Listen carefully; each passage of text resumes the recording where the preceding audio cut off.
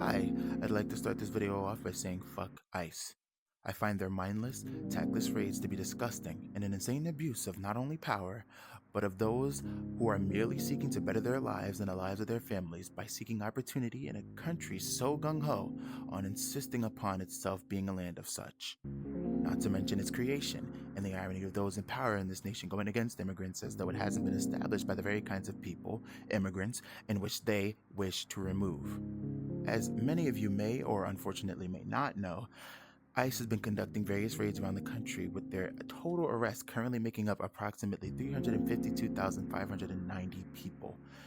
352,380 of them make up their total number of deportations, and about 69,000 make up those being held in detention centers around the nation.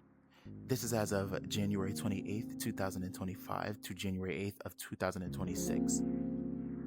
This is the largest number of deportations conducted by ICE since its inception in 2003, the likes of which, despite the government insisting upon a lump sum far greater than that of reality, consist of 73% of immigrants with no criminal convictions.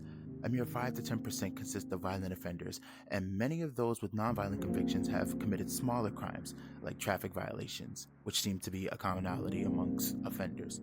And sure, one could argue that they shouldn't have come here illegally, but then again, therein lies a pathetically large amount of irony and hypocrisy as our immigrant settlers robbed, murdered, and destroyed the homes and tribes of indigenous Americans who have called this land home for generations prior to our arrival. As agents have an unchecked amount of power and it needs to be regulated or restricted. In recent months, their agents' lack of self-control and piss-poor de-escalation skills have been on full display for the American public and the world to see. Keith Porter, Renee Good, and Alex Prati are all examples of ICE playing judge, jury, and executioner when they had no right to do so.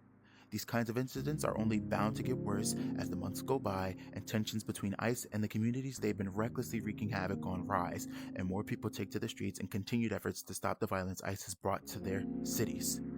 ICE and the Trump administration have been doing all they can to try and paint themselves as the good guys, but for those of us with functioning brains, we see right through these feeble attempts and have had enough of the constant state of disarray this country has been in since the start of Trump's second term. With citizens across the country doing all they can to see it through that they don't get off so easily. That being said, if you do choose to go out and exercise your right to protest, here are some ways that you can help yourself and others. And lastly, be safe. Fuck Donald Trump, fuck his administration, and fuck ICE.